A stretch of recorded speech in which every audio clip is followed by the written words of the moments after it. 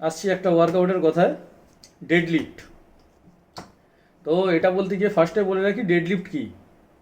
Deadlift তো বেশিরভাগ লোক একটাই আমরা বুঝি, মানে একটা বারবেলকে নিয়ে নিচে ঝুঁকে টাইপ অফ রোয়িংয়ের প্রসেসে মারা হচ্ছে ডেডলিফট। তো ডেডলিফট কেন বলা হচ্ছে? ডেডলিফট এই কারণে বলা হচ্ছে, আমি যে সেটটা মারছি ওই সেটটাকে ডেড করছি। ডেড মানে ফ্লোরে টাচ করে আমি সেটটাকে ডেড করছি, সেই জন্য ওটাকে ডেডলিফট বলা হচ্ছে।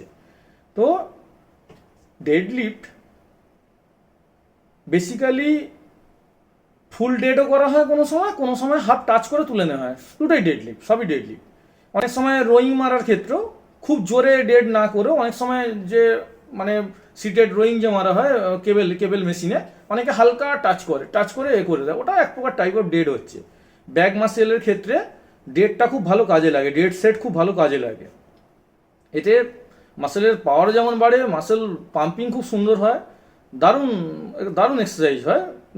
ডেড করলে কোনো সেটকে, সে যা কিছুকে আমি ডেড করতে নিয়ে যে ডেডলিফট মারা হয়, বেসিক্যালি এটা ব্যাক মাসেল এবং হ্যামস্ট্রিং মাসেলের জন্য মারা হয়। আমি অলরেডি আগে একটা ভিডিও দিয়েছি আমি এটা নিয়ে।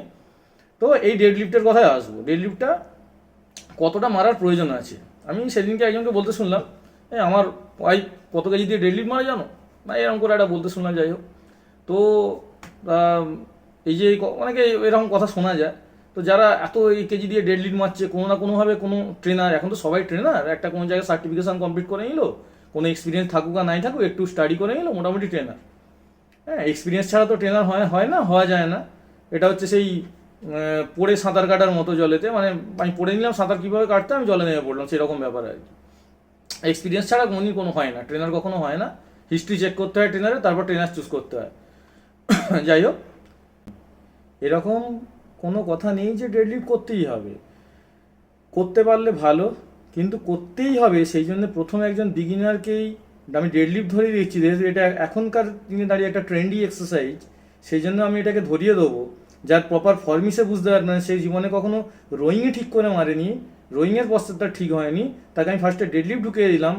হ্যাঁ, ভেরিয়েশন এক্সারসাইজে দেখাবো, বা আমি কত জানি দেখাবো, বা সে যেটা চাইছে সেটা দেখাবো বলে, সে সেটা যেটা চাইছে সেটা ইম্পর্টেন্ট নয়, সে অনেক কিছু চাইতে পারে। কিন্তু আমি একজন ট্রেনার হিসাবে তো তাকে যেটা প্রয়োজন, যেটা সঠিক, সেটাই তাকে দেবো না। সে চাইছে বলেই আমি তাকে দিয়ে দিলাম, সে খুশি হয়ে গেল আর আমি উপরে উঠে গেলাম, এই জায়গা থেকেই সমস্যাগুলো তৈরি হয়। যাই হোক, ডেডলিফট কোনো এসেন্সিয়াল এক্সারসাইজ নয়, করলে খুব কম ওয়েট দিয়ে ডেডলিফট মারতে হবে। মাসেল পাম্পিংয়ের জন্য হেভি ওয়েট নিলে ডেডলিফটে মাসেলের কোনো কাজ হবে না, ওটা পাওয়ার জেনারেট করবে, মেনলি পাওয়ারের জন্য এটা মারা হয়। যদি কারোর কম্পিটিশনের ইচ্ছা থাকে তাহলেই সেটা মারা উচিত, নচেত মারার কোনো প্রয়োজন নেই। যেটা পাওয়ার বাড়ানোর জন্য মারা হয় ওটাও একটা মিথ, ওটাও কিচ্ছু এসে যায় না মেরে। খুব যৎকিঞ্চিত কাজ হয় ডেডলিফটে, খুব এসেন্সিয়াল এক্সারসাইজ নয়। তো মারতে পারলে ভালো, না মারলে কোনো সমস্যা নেই।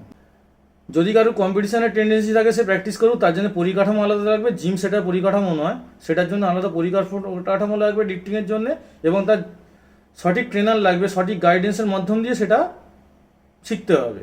সেটা এই জিমের জায়গা সেটা নয়, কিন্তু আজকে যেহেতু ট্রেন্ডি জায়গায় দাঁড়িয়ে আছে, সেই জন্য ডেডলিফটটা জিমে একটা বিশাল কিছু।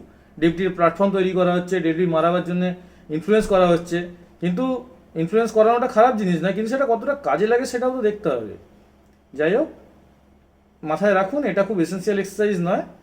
যদি না পারেন, না করবেন।